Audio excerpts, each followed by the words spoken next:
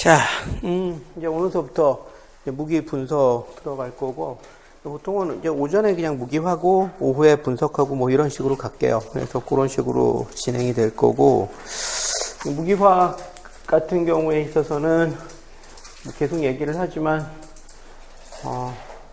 약간씩 조금씩 계속 어려워지는 추세에 있어요. 무기화학은. 뭐 그 이유가, 무기화학이 그동안 뭐 한 5, 6년 이상, 한 7, 8년 이상을 거의 비슷한 패턴으로 시험 문제가 나오다 보니까 아마 학생들 성적이 조금 많이 올라갔던 것 같아요. 그래서 그거를 갖다가 조금 떨어뜨리려는 목적이 있는 것 같아요. 그래서 약간 사이드로 조금 시험 문제가 나오는 추세에 있습니다. 근데 어쨌든, 근데 중요한 거는 사이드로 나오는 게 중요한 게 아니라 맨날 나오던 패턴으로 나오는 게 한 70%이기 때문에 그거 다 맞추는 게 가장 중요합니다. 그리고 작년에 아마 무기화학이 조금 많이 이렇게 흔히 나오던 패턴에서 조금 벗어났었는데 아마 올해는 조금 다시 원상태로 돌아올 거예요. 작년에 성적들이 하도 안 좋아가지고 학생들이 무기화학 성적들이. 그래서 아마 뭐 올해는 무기화학이 그렇지는 않을 것 같다는 게 제 생각이에요. 그 다음에 무기화학은 뭐 아시겠지만 뭐 미즐러 책이 기준이 되겠고, 그 다음에 앞에 부분 같은 경우는 2장 같은 경우는 우리가 물리화학에서 배웠었던 내용들하고 상당히 비슷한 내용들이 많아요. 그 다음에 3장으로 들어가게 되면은 이제 그거는 이제 무기화학만의 이제 독특한 영역이죠. 그래서 정성적으로 뭐 화학결합이나 그런 부분을 루이스 점전자 구조식이나 그런 걸 이용해서 정성적으로 설명하는 그런 부분들이 주로 내용에 나오게 될 겁니다. 자, 한번 봅시다. 제일 첫 번째 챕터 같은 경우에 있어서는 이제 원자 오비탈에 관련된 얘기가 나옵니다. 여러분들 물리화학에서 다 배웠었던 내용입니다. 전체 파동함수. 오비탈이라고 얘기를 하는 것은 원자 속에 있는 전자의 슈레딩거 방정식을 풀어서 그 솔루션, 그러니까 파동함수죠. 파동함수 자체를 갖다가 우리가 오비탈이라고 얘기를 하죠. 오비탈 이코르 슈레딩거 방정식의 파동함수, 이런 식으로 생각을 하시면 돼요.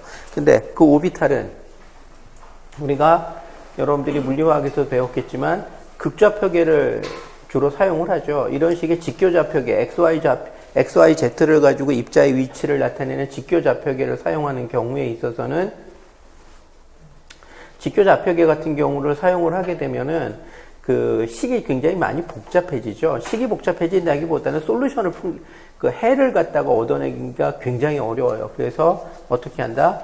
이 회전 운동이 주가 되고, 그러니까 핵을 중심으로 한 전자의 회전 운동이 주가 되니까 직교좌표계보다는 극좌표계를 사용하는 게 낫죠. 그래서 극좌표계를 사용을 한다. 극좌표계 같은 경우에 있어서는 원점으로부터의 입자의 위치, 어떠한 입자의 위치를 갖다가 표현을 할 때 원점으로부터의 거리, R이죠. 그 다음에 Z축으로부터의 각도, 세타. 우리가 이걸 여위도라고 얘기를 하죠. 그 다음에 이 점을 XY 평면상에다가, 위치 벡터죠. 위치 벡터를 XY 평면에다가 투사를 하게 되면 그림자가 나오는데, 그 그림자가 X축과 이루는 각도 파이, 경도라고 얘기를 하죠. 그래서 이 세 가지를 가지고 입자의 위치를 표시한다라고 얘기를 하죠. 그런 식으로 해가지고 파동함수를 풀게 주게 되면은 전체 파동함수가 거리에만 의존하는 부분과 각도에만 의존하는 부분, 두 부분으로 나눠진다. 물론 이 각도에 의존하는 부분도 구체적으로 풀어보면 어떻게 됩니까? 역시 세타에 의존하는 부분하고 여위도에 의존하는 부분하고 경도 파이에 의존하는 부분의 곱으로 표현이 되죠. 그래서 전체적인 파동함수는 이런 식의 표현을 갖게 되죠. 근데 그 중에서 어차피 중요한 것이 각도와 거리에 의존하는 두 부분으로 나눈다는 거기 때문에 이 부분 두 부분을 합쳐서 우리가 y라고 표현을 하고, 이 y를 우리가 뭐라고 얘기합니까? 구면조화 함수다라고 얘기를 하고, 구면조화 함수 같은 경우에 있어서는 뭐하고 동일합니까? 이게 3차원에서의 회전운동하고 동일하죠. 솔루션을 그냥 갖다 그냥 그대로 똑같이 쓰면 되는 겁니다. 그래서 그런 식으로 구성이 되어 있다라고 얘기하는 거. 그래서 이 부분에는 르장드르 다항함수가 포함이 되어 있고, 이 부분에는 라구아일의 다항함수가 포함이 되어 있고, 뭐 그런 것들 여러분들이 배웠었던 거고, 그 다음에 이 부분 같은 경우에 있어서는 극좌표계하고 직교좌표계 사이의 상호 관계를 갖다가 보여주는 건데, 이거는 무기화학을 위해서 필요한 게 아니라 물리화학을 위해서 필요해요. 이거는 좀 암기를 하시는 게 좋을 거고, 근데 이거는 뭐 그림 그려놓고 생각하면 충분히 알 수 있는 내용입니다. 그래서 뭐 굳이 암기를 안 하더라도 여러분들이 어쨌든 그림을 그려서 이걸 갖다 추론을 하든지 혹은 아니면은 여러분들이 암기를 하든지 해서 기억을 하시는 게 좋습니다. 그리고 여기에 나와 있는 것들은 원자 오비탈들의 파동함수들을 뭐 여기 보면 극좌표 혹은 아니면 직교좌표, 아마 직교좌표기로 표현된 건 거의 처음 봤을 텐데 그런 식으로 표현되어 있는 것들을 여러분들한테 보여주고 있어요. 그래서 그렇다라는 거. 그래서 그렇게 표현이 되어 있다. 자, 그 다음에 이거는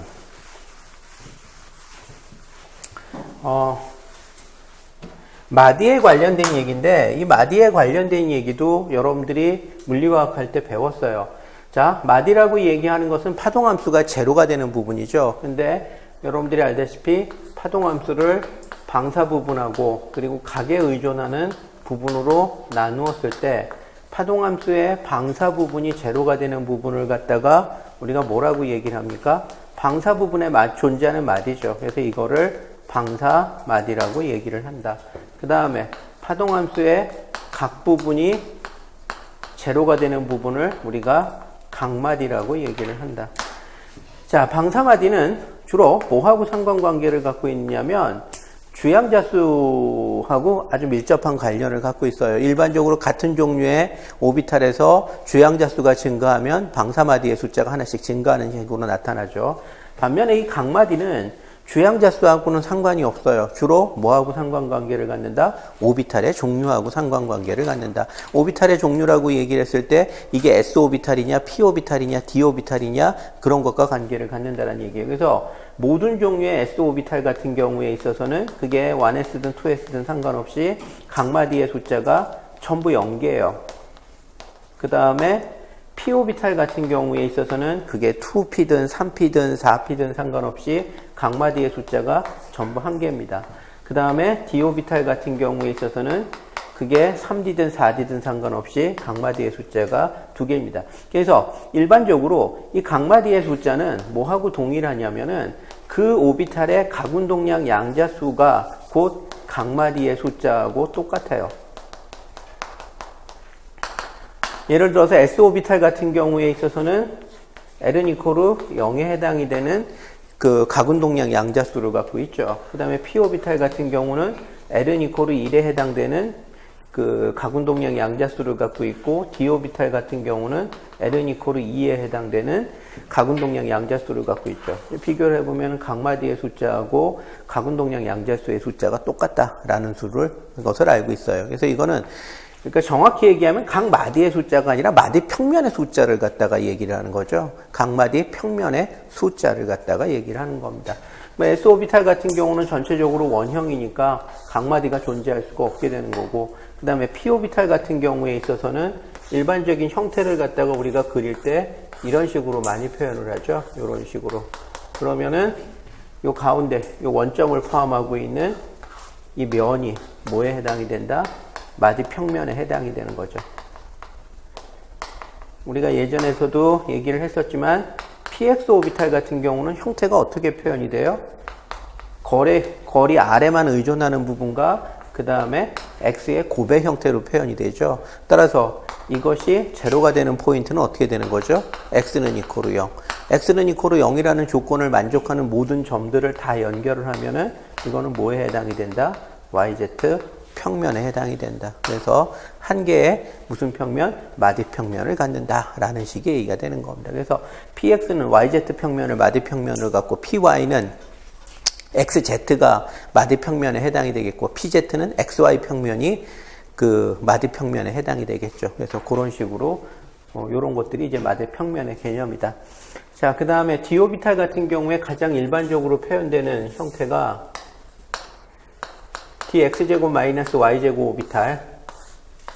이제 d오비탈 같은 경우는 무기화학에서는 굉장히 중요한 오비탈이에요. 왜냐하면 우리가 무기화학에서 주로 다루는 게 뒷부분에서 특히 시험 문제가 많이 나오는 게 착화합물에 대한 얘기가 나오는데 그 착화합물은 전부 디오비탈이 논란의 중심이 되는 겁니다. 그렇기 때문에 디오비탈의 형태나 이런 것들을 이름하고 연결을 해서 여러분들이 반드시 기억을 갖다가 해주셔야 돼요. 디오비탈 같은 경우엔 dx제곱 마이너스 y제곱, dz의 제곱, 그 다음에 dxy, dyz, dzx라고 얘기해서 5가지가 존재하죠. 그 중에서 이 무슨 제곱 이런 식으로 되어 있는 것들은 여러분들이 어떻게 생각하면 되냐면 기억을 할 때 예를 들어서 뭐뭐의 제곱으로 되어 있으면 이름에 그 제곱이 들어가 있으면 그 축 방향으로 로브 즉 입자를 발견할 수 있는 확률이 높은 그 전자 구름이 배열이 되어 있다라고 생각을 하시면 돼요. 그래서 x제곱 마이너스 y제곱은 로브가 x축과 y축 방향에 놓여 있는 거다라는 얘기가 되는 겁니다. 그래서 x축 그 다음에 y축 방향에 이런 식으로 놓여 있어요. 자, 그 다음에 로브하고 로브 사이에는 당연히 뭐가 존재할까? 마디평면이 존재하겠죠. 어차피 디오비탈이라고 얘기를 p오비탈이든 디오비탈이든 이거는 회전 양자수가 있는 녀석이에요. 이 녀석은 L은 이퀄 1, 이 녀석은 L은 이퀄 2. 회전 양자수가 증가한다는 얘기는 뭐죠? 회전 상태가 높은 에너지 상태로 가고 있다는 얘기죠.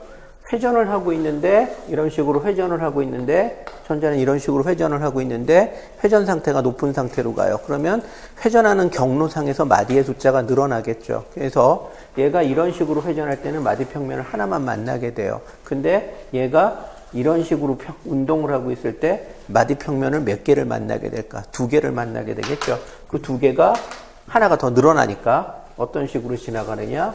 요렇게 지나가게 되겠죠. 자, 그 다음에 마디평면과 마디평면 사이에는 뭐가 존재하죠? 당연히 마디평면하고 마디평면을 기준으로 뭐가 바뀌죠? 로브의 부호가 바뀌겠죠. 얘가 만약에 플러스라고 그러면 얘는 뭐가 나와야 될까? 마이너스. 그 다음에 이게 마이너스면 그 다음에 나오는 거는 플러스. 이게 플러스면 그 다음에 나오는 거는 마이너스. 그래서 항상 이런 식의 형태를 가져요. 그래서 X축과 Y축 방향에 놓여 있고 그 다음에 X축하고 Y축 사이를 이런 식으로 2개의 마디평면이 지나가고 있는 이런 형태를 갖는 게 바로 dx제곱 마이너스 y제곱 오비탈에 해당이 돼요. 자, 그 다음에 이거하고 여러분들이 구분을 해야 되는 게 dxy 이런 식으로 xy, yz, zx라고 되어 있는 것은 이 평면상에 노브가 있다라고 여러분들이 생각을 하시면 돼요. 그래서 dxy 같은 경우에 있어서는 xy 평면상에 로브가 있어요. 근데 x제곱 마이너스 y제곱과 구분이 되는 것이 뭐냐면 dx제곱 마이너스 y제곱은 x축과 y축선상에 로브가 놓여 있는 반면에 dxy라고 얘기하는 것은 축선상에 놓여 있는 것이 아니라 축에 대해서 45도 각도를 갖고 비트름하게 놓여 있는 이런 형태를 갖고 있습니다. 그래서 예를 들어서 x축, y축, z축이 있으면 x축과 y축, z축이 있으면 xy 평면상에 존재하는데 이게 xy 평면에 대해서 45도의 각도를 가지고서 삐뚤음하게 놓여있는 형태를 갖고 있더라라는 식의 얘기가 되는 거죠. 그래서 요렇게 놓여있는 형태를 갖습니다. 역시 마찬가지예요. 얘도 이런 식으로 회전을 할 때, 전자는 이런 식으로 회전을 하겠죠. 이런 식으로 회전을 하고 있을 때 어떻게 된다? 여기에 대해서 지나가는 과정에서 전자가 한 바퀴 회전하는 과정에서 마디평면을 2번 만나게 된다. 그래서 얘하고 얘 사이에 이런 식으로 마디평면이 지나고 얘하고 얘 사이에 이런 식으로 즉 X축과 Y축 선상을 지나고 있는 마디평면을 지나고 있다라는 얘기가 되는 겁니다. 마디평면을 전후로 해서 부호가 바뀌어야 되죠. 이게 플러스면 요거는 마이너스, 요게 마이너스면 그 다음엔 플러스면 그 다음에는 마이너스. 그래서 항상 원점을 기준으로 서로 부호가 똑같은 것들이 이렇게 마주보고 있는 형태를 갖고 있습니다. 이게 이제 dxy 오비탈에 해당이 돼요. 그 다음에 yz하고 dzx는 이거 보면 뻔하죠. yz는 yz 평면상에 존재하고 y축과 z축에 대해서 45도 각도를 가질 것이고 zx는 zx 평면상에 존재하고 z축과 x축에 대해서 45도의 각도를 가지면서 로브가 존재할 것이고 이건 뭐 뻔한 얘기고 그 그 다음에 마지막으로 DZ의 제곱. 뭐뭐의 제곱. 이렇게 되어 있으면 여러분들 어떻게 기억하라고 얘기했었죠? 그 축 방향으로 존재한다라고 얘기했었죠? 이 DZ의 제곱이라고 얘기를 하는 것은 Z축 방향으로 로브가 존재해요. 그래서 이런 식으로 존재합니다. 근데 이게 독특하게 뭐냐면은 여지껏 봤었던 거는 마치 네 개의 로브가 있는 것처럼 보이는데 이 녀석은 마치 p 오비탈처럼 두 개의 로브만 있는 것처럼 보여요. 근데 p 오비탈하고 다른 게 있죠. 가운데 부분에 뭐가 존재해요? 도나스가 존재합니다. 그래서 이렇게 존재하고 마디평면이 어떤 식으로 존재하냐면 이런 식의 마디평면, 삼각뿔 형태의 마디평면이 존재합니다. 여기에도 삼각뿔 형태의 마디평면이 존재해요. 자, 그러면은 부호가 바뀌어야 되겠죠? 어떻게 부호가 바뀌느냐? 자, 이게 플러스였으면 도나스가 마이너스에 해당이 되는 거예요. 그 다음에 이 아래쪽이 다시 플러스가 되는 거죠. 그래서 이걸 Z축을 기준으로 해서 얘하고 얘는 똑같이 플러스 혹은 마이너스 이런 식으로 되어 있고 가운데 도나스가 부호가 바뀌는 겁니다. 그래서 이 축에 있는 것과 도나츠 그리고 그 축에 있는 것이 이렇게 부호가 바뀌면서 존재하는 이런 형태를 갖고 있습니다. 이게 이제 DZ의 제곱이라고 표현하는 거예요. 그래서 이런 것들이 있다. 자, 그 다음에 여기에 보면 이제 방사마디가 있는데 방사마디 같은 경우에 있어서는 일반적으로 어떤 특성을 갖고 있느냐면 같은 종류의 오비탈에서 같은 종류 오비탈에서 주양자 수가 증가하면 방사마디 평면의 숫자가 증가하는 식의 형태를 가져요. 그 다음에 이 방사마디라고 얘기하는 것의 형태는 전부 어떤 형태냐? 우리가 이쪽에서 봤었던 각마디들은 대부분 마디 평면이 평면형으로 되어 있는데, 그냥 사각 평면형으로 되어 있는데, 방사마디라고 얘기를 하는 것은 거리 알만큼 떨어진 어떤 지점에서 입자를 발견할 수 있는 확률이 전부 0이 되는 지점이에요. 그러니까 이걸 만족하는 R들을 연결을 했을 때는 거리 R이 다 똑같은 지점에서 입자를 발견할 수 있는 확률이 0이 되는 지점이 결정이 돼요. 그렇기 때문에 그러한 점들을 연결하면은 이 녀석은 어떻게 되느냐? 구 형태의 면을 갖더라 라는 얘기가 되는 겁니다. 그래서 일반적으로 방사마디의 형태는 구면입니다. 그리고 이 방사마디는 어떤 특성을 갖느냐? 동일한 종류의 오비탈에서 주양자 수가 증가했을 때 마디 평면의 숫자가 늘어나는 식의 형태를 가져요. 그래서 우리가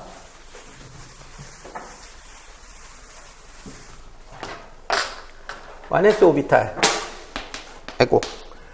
오비탈 같은 경우에 있어서는 이 녀석은 구면마디 혹은 아니면은 우리가 방사마디라고 얘기를 하는 것이 요거는 없습니다. 이 녀석 같은 경우에 있어서는 파동함수를 봐도 그렇고 그냥 익스포넨셜로 쭉 감소하는 형태를 갖고 있기 때문에 익스포넨셜은 0이 될 수가 없죠. 그래서 이 녀석은 방사마디를 갖질 않아요. 그래서 일반적으로 봤을 때 와네스 오비탈에서의 파동함수의 제곱을 보면은, 그러니까 R의 제곱, 파동함수의 제곱 혹은 R의 제곱을 보게 되면은 이게 원점에서 가장 입자를 발견할 수 있는 확률이 높으면서 이대로 쭉 떨어지는 양상을 갖습니다. 자, 그 다음에 또 하나 우리가 뒤에 보면 나오겠고 물리화학에서도 배웠었던 방사 확률 밀도 함수라는 게 있죠. R의 제곱에다가 RR의 제곱. 이거 방사 확률 밀도 함수라고 얘기를 하죠. 근데 일반적으로 고전역학적으로 얘기를 하는 오비탈 반지름은 뭐하고 정확히 일치한다라고 얘기를 했었죠. 방사 확률 밀도 함수 값이 최대가 되는 지점하고 일치한다라고 얘기를 했어요. 그래서 방사 확률 밀도 함수 값이 최대가 되는 지점을 연결을 하면은 이 녀석은 이런 식의 구면 형태를 가져요. 한 점에서 전자를 발견할 수 있는 확률은 원점에서 가장 높아요. 핵에서 가장 높아요. 그런데 방사 확률 밀도 함수는 어디서 가장 높으냐? 구면에서 가장 높더라라는 얘기가 되는 거예요.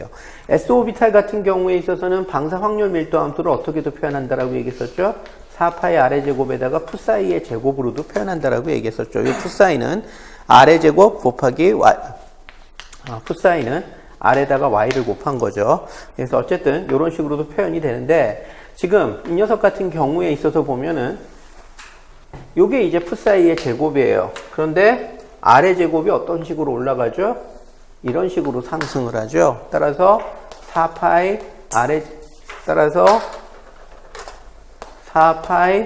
R의 제곱에 풋사이의 제곱은 어떤 패턴을 갖는다? 요 가운데 부분에서 가장 높아지는 패턴을 갖는다.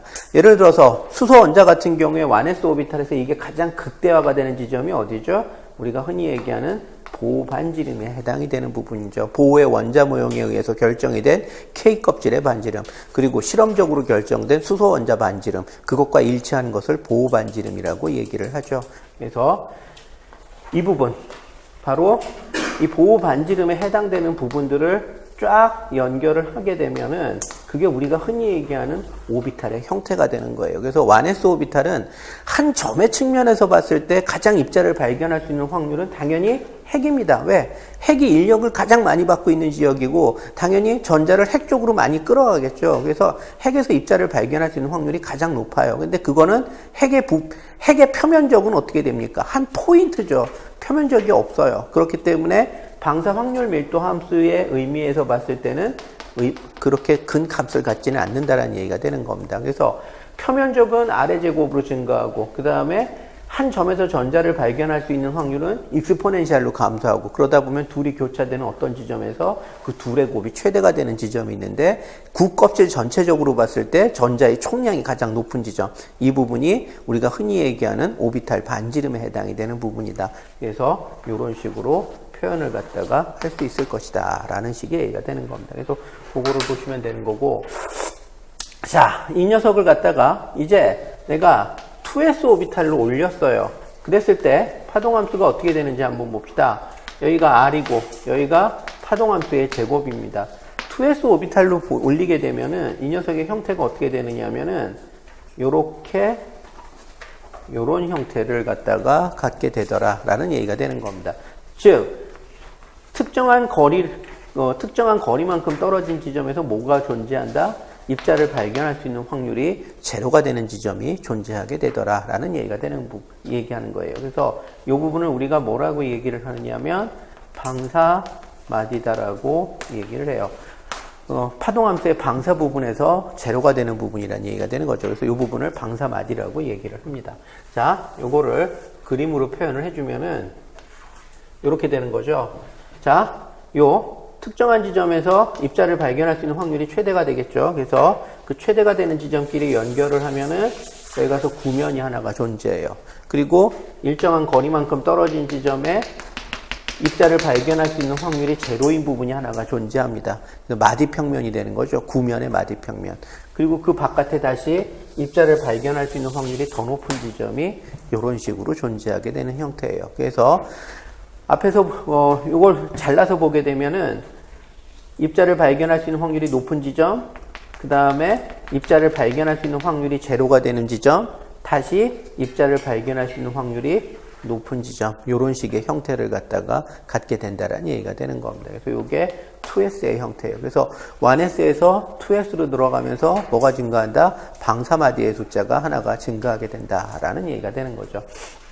그러면 3s 같은 경우엔 이런 식이 되겠죠. 있고 마디평면이 하나가 있고 그 다음에 또 전자를 발견할 수 있는 확률이 높은 지점이 있고 마디평면이 또 하나가 늘어나고 그 다음에 전자를 발견할 수 있는 확률이 높은 지점이 또 하나가 있고 이런 식으로 가게 될 거예요. 옆에서 바라보게 되면은 3s 오비탈을 옆에서 바라보게 되면 풋사이의 제곱이 이런 식의 형태를 갖게 되겠죠. 마지막에는 익스포넨셜로 쭉 떨어지니까 이건 0이 될 수가 없고, 그래서 이 부분이 뭐에 해당이 된다? 방사마디에 해당이 될 것이다. 3s 오비탈에서의 파동함수의 방사 부분 혹은 파동함수의 제곱을 갖다 했을 때 나타나는 부분이죠. 그래서 이런 식의 표현이 된다라는 얘기가 되는 겁니다. 자, 그러면 우리는 여기서 S1S부터 시작해서 2S, 3S로 가면서 방사마디의 숫자가 하나씩 늘어난다는 사실을 배웠어요. 자, 그러면 P오비탈에서도 동일한 현상이 나타날까? 네, P오비탈에서도 나타나겠죠. 그래서 2P를 봅시다. P오비탈 같은 경우는 2P에서부터 시작이 되죠. 2P오비탈 같은 경우에 그림을 그리게 되면 우리가 알고 있는 이런 R형 형태를 갖습니다. 그런데 이게 3P가 되면은 2P에서 3P로 가면은 방사마디의 숫자가 하나가 늘어나요. 그래서 어떻게 되느냐면 요런 형태를 가져요. 그래서 뭐가 존재한다? 방사마디가 하나가 존재한다라는 얘기가 되는 겁니다. 당연히 모든 마디평면을 기준으로 했을 때 어떻게 되죠? 마디평면이 달라지는 부분에서는 부호가 달라지죠. 그래서 여기가 플러스였다면 그 바깥쪽에 있는 거는 마이너스가 되겠죠. 그래서 이런 형태로 존재하는 게 뭐에 해당이 된다? 3p 오비탈에 해당이 되더라 라는 식의 얘기가 되는 거예요. 그래서 이게 2p, 이게 3p 이런 식으로 간다 라는 얘기가 되는 겁니다. 그래서 그런 것들을 여러분들이 기억을 갖다가 해두시면 돼요. 그래서 그거고, 그 다음에 d 오비탈도 역시 마찬가지겠죠. 우리가 3d 오비탈로부터 시작이 되겠죠.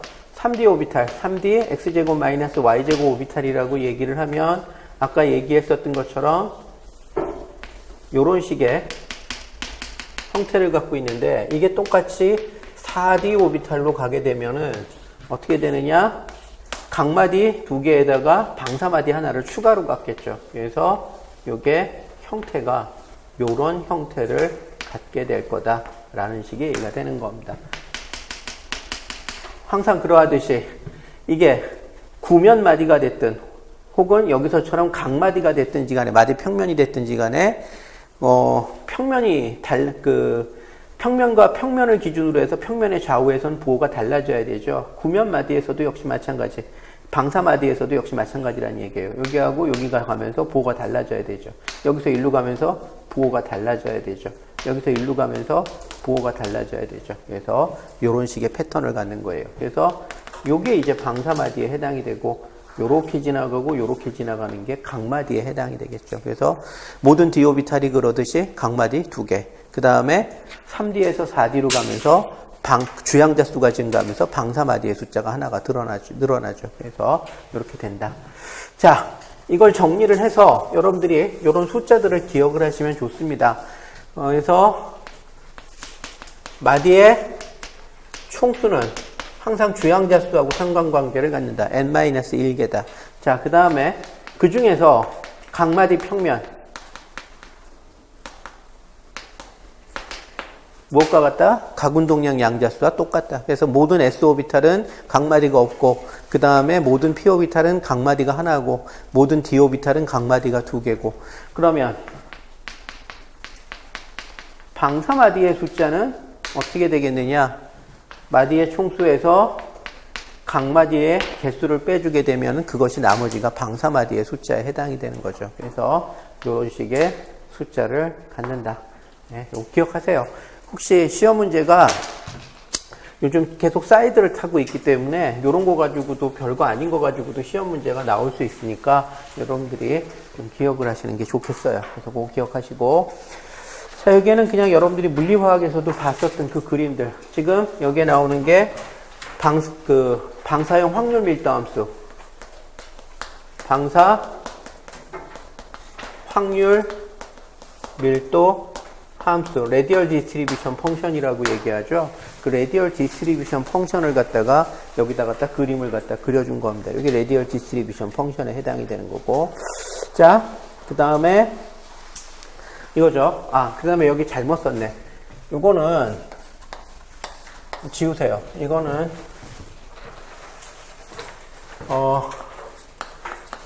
방사 확률 밀도함수 같은 경우에 있어서 일반식 방사확률 밀도함수라고 얘기하는 것은 거리 R만큼 떨어진 구껍질에 존재하는 전자의 총량을 얘기를 하는 거죠. 근데 그 방사확률 밀도의 일반식은 어떻게 되느냐? R의 제곱에다가 RR의 제곱으로 표현이 돼요. 이거 뭐죠?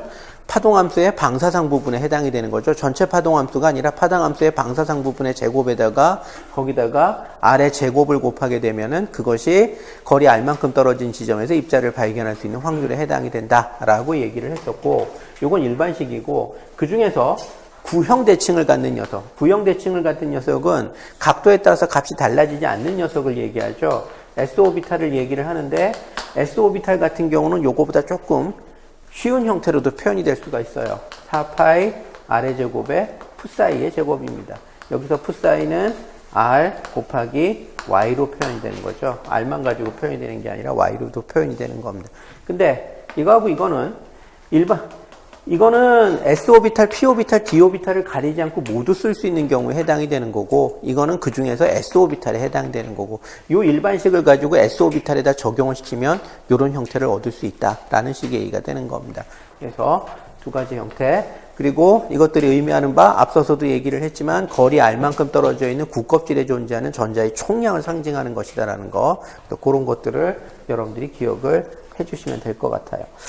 자, 그 다음에 이거는 앞서서 얘기했었던 여러 가지 오비탈들에서의 방사마디하고 그 다음에 그 각마디를 갖다가 이제 보여주고 있는 경우에 해당이 되는 겁니다.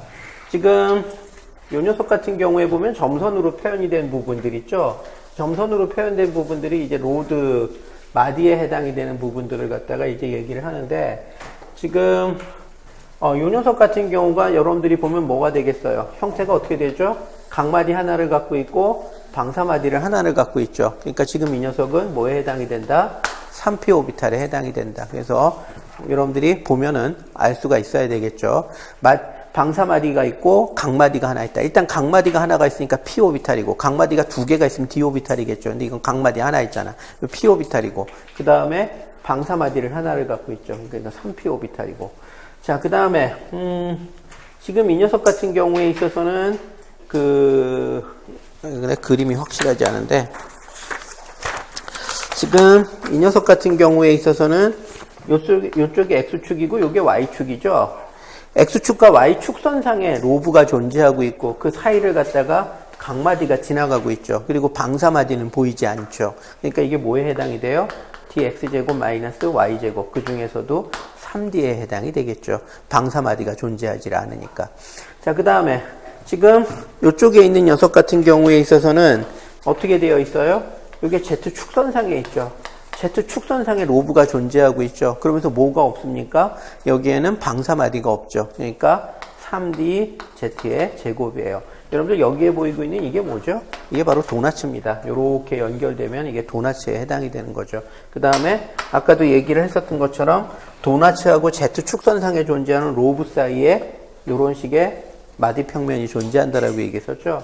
그 마디평면을 연결하면 여지껏 봤었던 D오비탈이나 S오비탈에서의 마디평면은 완전한 평면 형태인데, 이거는 고깔콘 형태의 마디평면을 갖는다라고 얘기를 했습니다. 이렇게 돼 있고, 이 아래쪽에도 고깔콘 형태의 마디평면을 갖고 있겠죠. 그래서 이런 식으로 된다는 것, 이런 것들을 여러분들이 보실 수가 있어요. 자, 그 다음에 그런 것들을 여러분들이 보실 수가 있죠. 그래서 그런 것들을 여러분들이 보시면 되고, 여기서 아까 얘기했었던 것 중에 사실은 방사 확률 밀도 함수나 이런 것들은 무기화학 쪽에서 나온다기보다는 물리화학 쪽에서 주로 나올 거고, 마디의 개수를 물어보는 것은 물리화학보다는 무기화학 쪽에서 나올 가능성이 높습니다. 그래서 약간 좀 포인트가 달라요. 물리화학에서는 뭘 갖다 놓고 계산하길 원해서 뭐 방사확률 밀도 함수가 최대값이 되는 지점이 어디냐, 방사확률 밀도를 이용해서 계산한 반지름의 위치가 어디냐, 다 똑같은 얘기죠. 그런 걸 주로 물어본다면, 무기화학에서는 좀 더 정성적인 것 쪽에 오리엔티 돼 있어요. 무기화학에서는 계산하는 것들이 거의 없습니다. 그러다 보니까 주로 물어보는 게 마디평면의 개수가 어떻게 되느냐, 이런 것들을 주로 물어볼 수가 있어요. 그래서 여러분들이 거기에 맞춰서 공부를 해주시면 됩니다. 이거는 뭐 다 알고 있는 내용, 뭐 더 할 거 없고. 자, 전자를 배치하는 원리에 관련된 건데, 전자를 배치하는 원리에 대한 것도 우리가 예전에 물리화학 할 때 했었던 거죠. 이거는 뭐 물리화학, 무기화학의 공이 관련된 얘기인데, 전자를 배치할 때 낮은 에너지 준위서부터 전자를 배치하면 된다. 그런 게 가장 안정한 에너지 전자 배치에 해당이 된다. 또 축퇴되어 있는 오비탈에 전자가 여러 개가 들어갈 때 축퇴되어 있는 오비탈들의 전자를 짝짓지 않는 전자의 숫자가 많으면 많을수록 에너지적으로 유리하다라고 얘기하는 것. 그게 훈트의 규칙이죠. 그래서 사우멀리 훈트의 규칙에서 전자를 배치시켰을 때 가장 안정한 전자 배치가 되는 거고, 모든 전자 배치는 기본적으로 파울리의 베타 원리를 만족시켜야 되죠. 파울리의 베타 원리에 위배되는 전자 배치는 불가능한 전자 배치예요. 반면에 훈트의 규칙과 싸움 규칙에 위배되는 전자 배치는 불가능한 전자 배치가 아니라 불안정한 전자 배치에 해당이 되는 거죠. 그래서 그런 것들에 대해서 얘기를 하는 거고, 우리가 싸움 규칙, 아우프바우 프린시플이라고 얘기를 할 때 가장 중요한 룰 중에 하나가 그럼 어떤 게 낮은 에너지 준위에 해당되는 오비탈이냐라는 것을 찾아내는 거죠. 그때 사용이 되는 게 뭐다? n 플러스 l 룰에 해당이 된다. n 플러스 l 룰 같은 경우에 있어서는 n은 주양자수, l은 가군동량 양자수를 얘기하는데 그 합의 값이 크면 클수록 어떻게 된다? 그 합의 값이 크면 클수록 높은 에너지 상태, 불안정한 에너지 상태, 낮으면은 안정한 에너지 상태다. 만약에 n 플러스 l 값이 동일한 경우가 있으면 둘 중에서 n 값이 낮은 녀석이 좀 더 안정한 에너지 상태에 해당이 된다라고 얘기하는 것. 이것이 n 플러스 l 룰이죠. 그래서 n 플러스 l 룰을 보면은 여기 이제 쓰여 있죠. 그래서 n 플러스 l 룰에 의하면은 1s 오비탈, n은 이코르 1, 그 다음에 l은 이코르 0이죠. 2s 오비탈, n은 이코르 2, l은 이코르 0이죠. 2p 오비탈, n은 이코르 1, l은 이코르 1이죠. 그 다음에 3s 오비탈, n은 이코르 3, l은 이코르 0이죠. 3p 오비탈, n은 이코르 3, l은 이코르 1이죠. 그 다음에 4s 오비탈, n은 이코르 4, l은 이코르 0이죠. 그 다음에 3d 오비탈, n은 이코르 3, l은 이코르 2죠. 그래서 여기서 얘기하는 n 플러스 l 순서로 나열하면 이건 1, 2, 3, 3, 4, 4, 5에 해당이 되는 겁니다. 얘하고 얘가 n 플러스 l 값이 동일하죠. n 플러스 l 값이 동일할 때는 n이 작은 녀석이 낮은 에너지 상태다. n과 l 값이 동일할 때는 n 플러스 l 값이 동일할 때는 n이 낮은 녀석이 안정한 에너지 상태다. 그 다음에 3d 오비탈은 4s 오비탈하고 비교했을 때 n 플러스 l 값이 누가 더 크다라고 얘기하죠? 이게 더 크잖아. 이게 높은 에너지 상태다. 단 이게 정확히 들어맞는 경우는 원자번호 20번 이전까지만 정확히 들어맞아요. 원자번호 20번이 넘어가기 시작을 하면은 실제 원자번호 21번 이후서부터죠.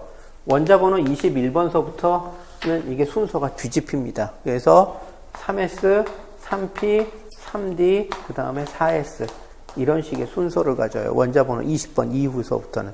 근데 이거는 순서가 이렇게 된다라는 얘기지 전자 배치를 할 때는 여전히 어디서부터 전자 배치를 한다? 4S서부터 전자 배치를 합니다.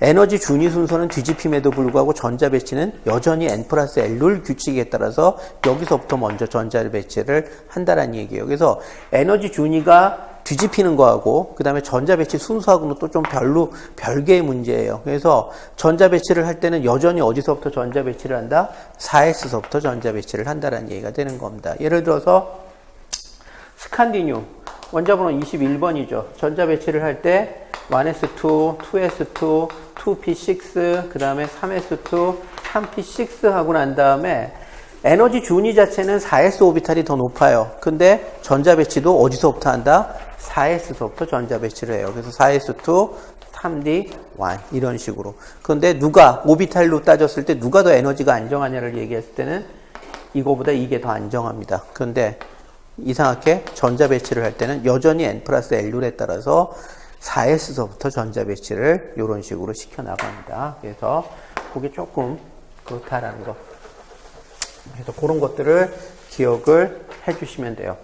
자, 그래서 그런 것들을 기억을 하시면 되는 거고, 그 다음에 지금 여기에 보면은 훈트의 규칙이라고 얘기하는 것은 축퇴되어 있는 오비탈에 전자가 여러 개가 배치될 때, 예를 들어서 뭐가 있을까? 탄소 원자번호 6번이죠. 그래서 탄소에다가 전자 배치를 시킬 때 1s 오비탈, 2s 오비탈, 2p 오비탈이 있을 때 하나, 둘, 셋, 넷 해놓고 난 다음에 전자 두 개를 배치시킬 때 이런 식으로 축퇴되어 있는 오비탈에다가 전자를 배치시킬 때 서로 짝짓지 않도록 전자를 배치시킬 때가 가장 안정하다라고 얘기하는 거, 이거를 갖다가 우리가 뭐라고 얘기를 하느냐? 훈트의 규칙이라고 얘기를 해요. 자, 얼마나 에너지적으로 차이가 나는지를 갖다가 보여줄 때 무기화학에서는 쿨롬 에너지, 익스체인지 에너지라는 것을 사용을 해가지고 주로 표현을 합니다. 이거는 여러분들이 이제 무기화학에서 처음 배우는 내용이에요. 물리화학에서는 이와 비슷한 내용에 대한 소개는 있었지만 이런 식의 개념을 사용하지는 않습니다. 그러니까 물리화학에서는 어떠한 내용을 다룰 때 정량적으로 계산을 해서 정확한 값을 주는 거에 대해서 초점이 맞춰져 있어요. 근데 무기화학은 정성적인 경향성을 설명하는 데 초점이 맞춰져 있어요. 웬만하면은 복잡한 계산은 그러니까 뭐 예를 들어서 파동함수를 이용해서 계산해야 된다. 이런 것들은 웬만하면 피하려고 하는 겁니다. 왜냐하면 무기화학의 포인트는 어디에 맞춰져 있냐면 무기화합물의 합성, 그리고 합성된 무기화합물의 물리적인 특성, 이런 데에다 맞춰져 있기 때문에 유기화학하고 유기화학하고 물리화학하고 중간적인 성격을 가져요. 유기화학 같은 경우는 합성법이나 그 다음에 합성됐을 때 얻어지는 물질의 물성에 대해서 관심을 완벽하게 갖고 있죠. 계산 쪽에는 거의 관심이 없죠. 물리화학 같은 경우에 있어서는 물질의 물성 이런 거보다는 무슨 계산이나 이런 정교한 계산 쪽에 초점이 맞춰져 있죠. 그런데 무기화학 같은 경우에 있어서는 이 약간 그 중간 정도에 해당이 돼요. 유기화학하고 물리화학하고 중간 정도의 성격을 갖춰서 뭐 어떻게 모든 현상에 대해서 뭔가 설명을 하려고 되게 노력을 해요. 근데 그 설명이 웬만하면 정성적인 쪽에 초점이 맞춰져서 설명을 하려고 노력을 합니다. 여러분들이 예전에 물리화학에서 뭘 배웠었냐면은 물리화학에서 그 다전자 원자에서의 오비탈을 갖다가 계산을 할 때 우리가 SCF 메서드라는 게 있다라는 걸 배웠어요. Self Consistent Field Theory, 자기 모순 없는 장 이론이다라고 얘기를 했었죠. 근데 거기에 보면은 슈레딩거 방정식을 푸는데 뒤에 보면은 뭐가 존재하느냐면 전자 간의 상호관계를 설명하기 위해서 상호작용력을 설명하기 위해서 쿨롬 인테그랄, 익스체인지 인테그랄 이런 것들이 포함되어 있다는 걸 배웠어요. 지금 이름을 보다 보면 되게 비슷하죠. 익스체인지 에너지, 익스체인지 인테그랄, 쿨럼 에너지, 쿨럼 인테그랄. 되게 이름이 비슷해요. 이름이 비슷한 만큼 개념도 거의 똑같은 겁니다. 물리화학에서 쿨럼 인테그랄이라고 얘기를 했었던 건 뭐냐? 이쪽 오비탈에 있는 전자쌍과 저쪽 오비탈에 있는 전자쌍이 정전기적으로 얼마나 반발력을 하느냐, 그걸 고려한 걸 갖다가 우리가 쿨럼 인테그랄이라고 얘기를 했었죠. 그걸 계산할 수 있도록 만들어진 식을 쿨럼 인테그랄이라고 얘기를 했어요. 무기화학에서 얘기하는 쿨럼 에너지라고 얘기를 하는 것은 바로 그거를 얘기를 하는 거예요. 전자와 전자 사이의 정전기적 반발력, 요거를 갖다가 주로 얘기를 하는 겁니다. 근데 이게 쿨럼 인테그랄은 전자와 전자 사이의 반발력을 모두 고려하는 거라고 얘기를 했는데, 여기서 얘기하는 쿨럼 에너지라고 얘기를 하는 것은 뭐냐면은 한 쌍의 전자가 동일한 오비탈에 들어가 있을 때 추가로 받게 되는 에너지, 정전기적 반발 에너지, 그것을 갖다가 쿨럼 에너지라고 얘기를 해요. 이름은 되게 비슷한데 약간 개념은 틀려요. 쿨럼 인테그랄, 물리화학에서 얘기하는 쿨럼 인테그랄은 전자 쌍 간의 반발력을 총칭하는 개념에 해당이 돼요. 근데 여기서 얘기하는 쿨럼 에너지는 동일한 오비탈에 들어가 있는 한 쌍의 전자쌍이 추가로 받게 되는 정전기적 정전기적 반발력, 그것을 우리가 뭐라고 얘기를 하느냐? 쿨럼 에너지라고 얘기를 해요.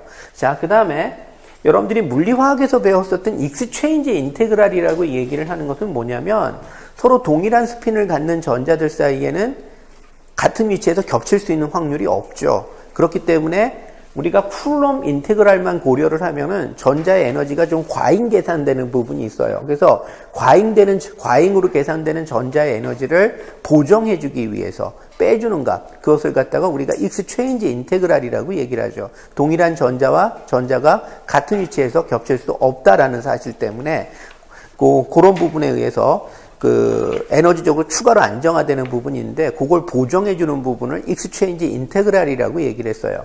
여기서는 익스체인지 에너지를 갖다가 뭐라고 얘기를 하느냐면은 요거를 갖다가 얘기를 해요.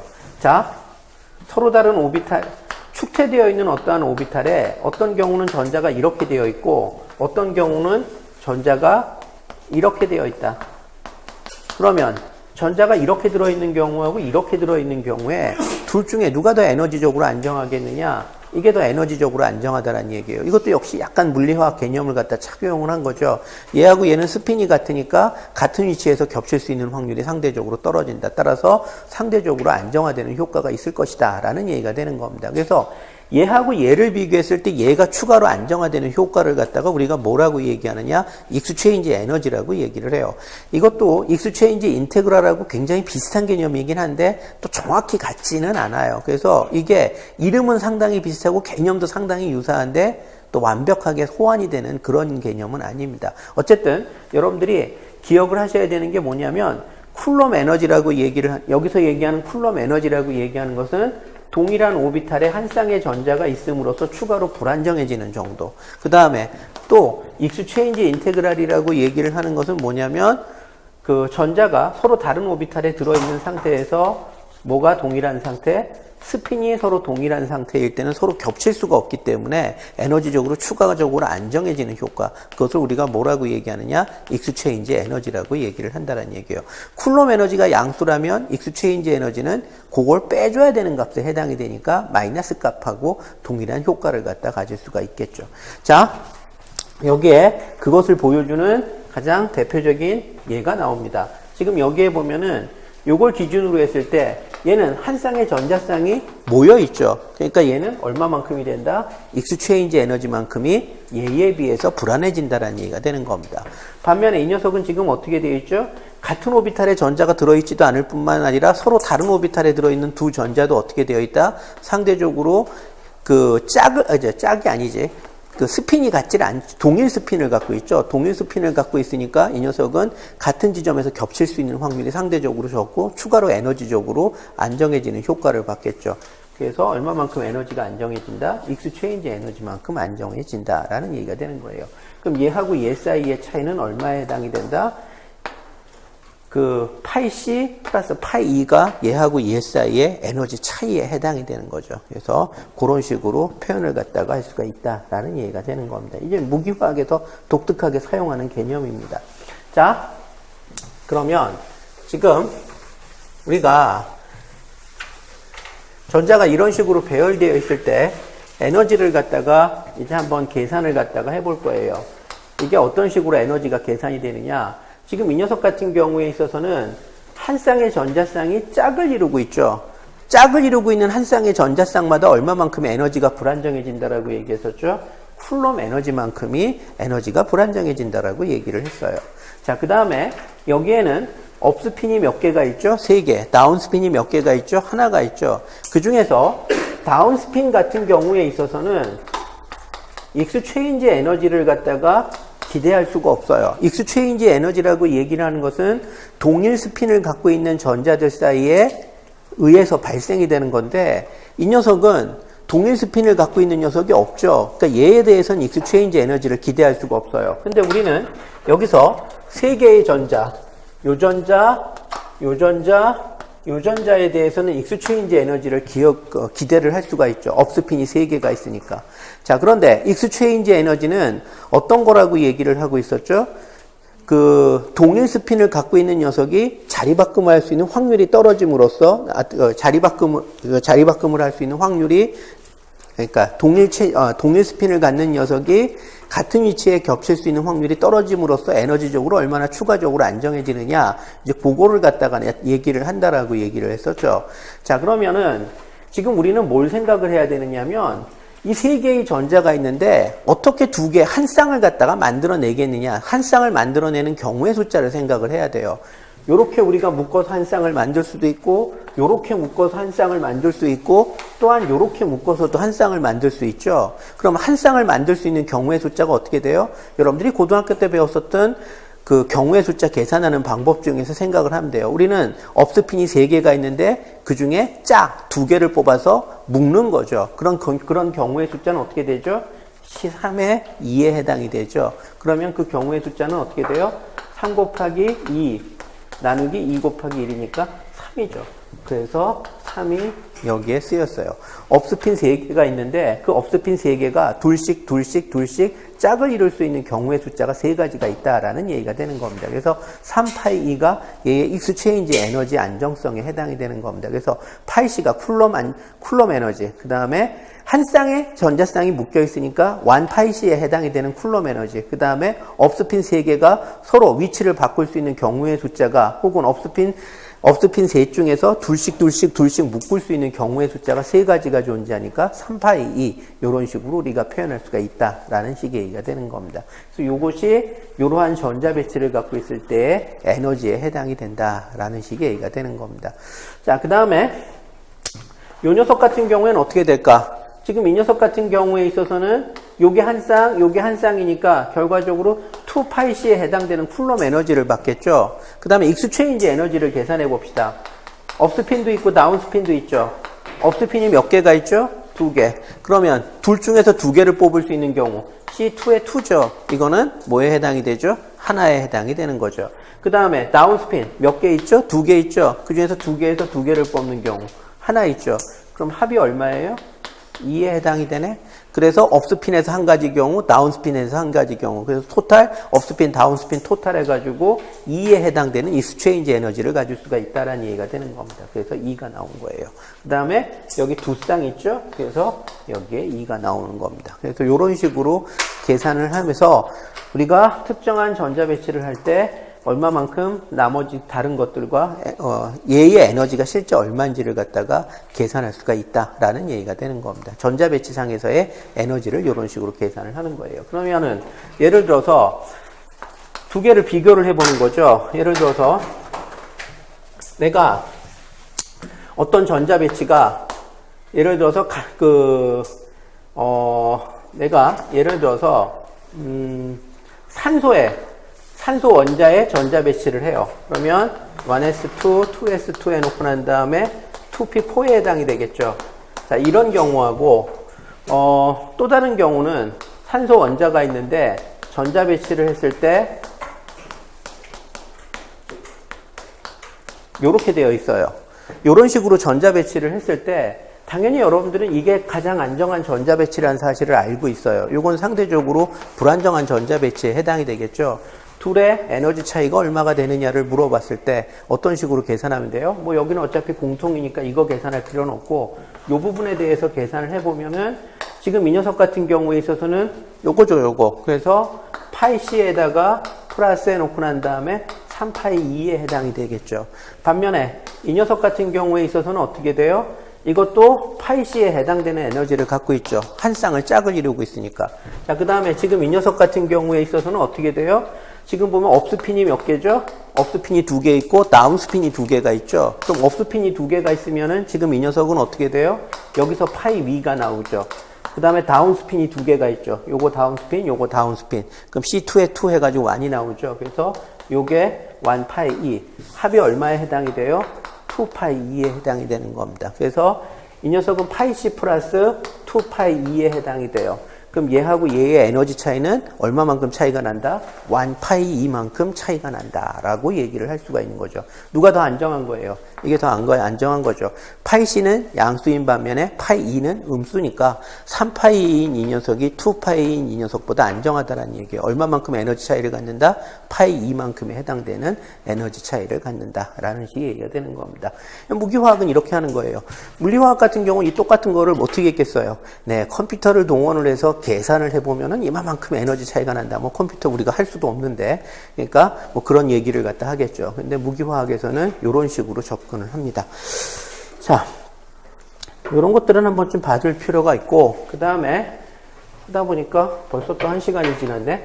슬레이터 규칙은 굉장히 중요합니다. 이 녀석 같은 경우에 있어서는 우리가 유효 핵전하량을 계산을 할 때 슬레이터 규칙을 사용을 하는데, 이거는 최근에는 좀 뜸하게 나오는데 옛날엔 진짜 많이 나왔었던 내용이에요. 근데 어떻게 된다고 얘기했었죠? 제가 맨날 얘기하듯이 이게 돌고 돈다라고 얘기했었죠. 한참 뜸하면 다시 나옵니다. 그래서 언젠가 또 나올 수가 있기 때문에 슬레이터 규칙에 대해서는 여러분들이 좀 기억을 하셔야 되는데, 네, 잠깐 쉬었다 합시다. 여러분들 피곤하니까. 그래서 한 5분에서 10분 정도 쉬었다가 이어서 수업을 계속 나가도록 할게요.